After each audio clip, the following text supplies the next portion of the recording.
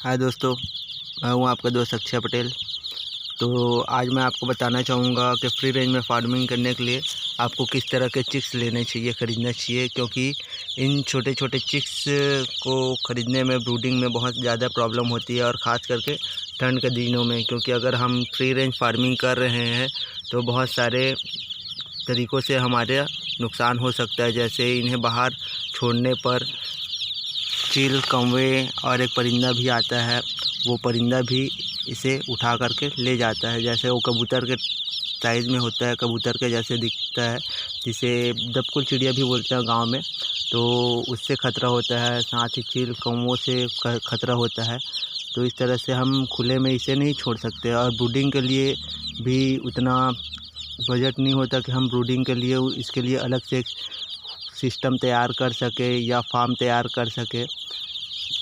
तो ये cockerel chicks है, तो मैं आपको सजेस्ट करूँगा कि आप कॉकरेल चिक्स लें, लेकिन आप इतने छोटे 1 डे 2 डे चिक्स ना लें। क्योंकि इन्हें रखने में आपको बहुत ज़्यादा ही प्रॉब्लम होगी। क्योंकि नुकसान बहुत सारे तरीक़ों से हो सकता है, चील कौवों से अलग, दबकुल चिड़िया से अलग।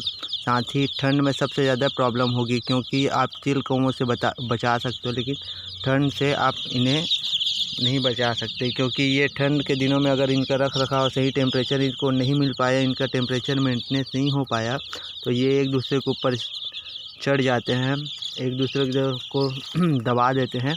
और दबाने के बाद फिर वो दबने के कारण वो चूजे मर जाते हैं। जो दबे हुए चूजे होते हैं वो मर जाते हैं। क्योंकि कल रात में हमारे यहाँ टेम्परेचर बढ़ गया था, और मैंने कोशिश की थी कि इनका टेम्परेचर मेंटेन रहे, लेकिन हो नहीं पाया, जिसके कारण बहुत सारे मेरे चूजे मर गए थे दब के। तो मैं आपको दिखाऊंगा कितने सारे चूजे मेरे मर गए थे।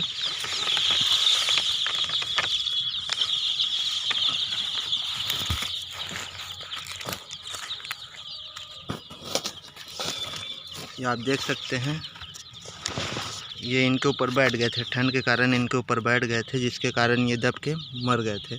आप देख सकते हैं इसका गला फंस गया था, इसलिए ये दब के मर गया, गला दबने के कारण। तो इस तरीके से मेरे चिक्स दब करके मर गए। तो ठंड में देख रेख की ज़्यादा ज़रूरत होती है, तो आप भी इस चीज़ का ध्यान रखिएगा।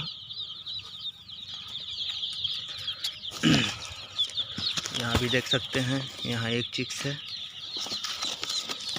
और यहाँ देख सकते हैं कि दबने के कारण कितने सारे चिक्स मर गए हैं। तो आप भी मेरी तरह इस तरह से आप गलती ना करें। अगर ये देख सकते हैं इतने सारे चिक्स मर गए हैं। तो ठंड के दिनों में 1 डे चिक्स लेना नुकसानदायक हो सकता है, इसलिए आप मेरी तरह ये गलती ना करें। इसलिए मैं आपके लिए ये वीडियो बना रहा हूँ। और साथ में आपको सजेस्ट करूँगा कि आपको किस तरह के चिक्स लेना चाहिए। कम से कम 1 महीने से ऊपर के चिक्स लेने चाहिए, चाहे देसी हो, चाहे बॉयलर हो, कॉकरेल हो, या कोई सा भी ब्रीड हो।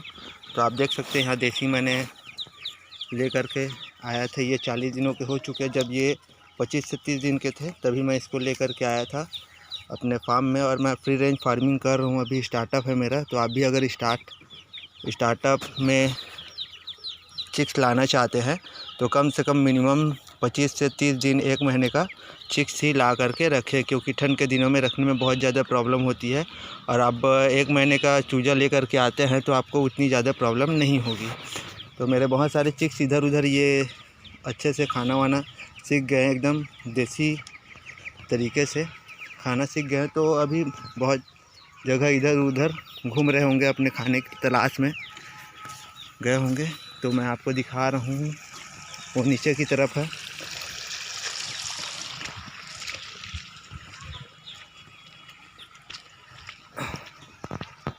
तो आप देख सकते हैं वहाँ पास ये नीचे में वहाँ। तो इस तरह से आप चिक्स खरीद सकते हैं। जब भी ख़रीदें मैं सजेस्ट करूंगा कि आप 1 महीने से ऊपर का ही चिक्स ख़रीदें, 1 महीने पुराना वाला चिक्स ख़रीदें, बड़ा वाला चिक्स ख़रीदें, ताकि आपको मेरी तरह प्रॉब्लम ना उठानी पड़े। और साथ ही आप मल्टी फार्मिंग भी कर सकते हैं। किस तरह से कर सकते हैं इसके बारे में मैं नेक्स्ट वीडियो में आपको बताऊंगा। सो मुझे लगता है ये वीडियो आपके लिए यूज़फुल रहा होगा। सो थैंक यू, बाय दोस्तों।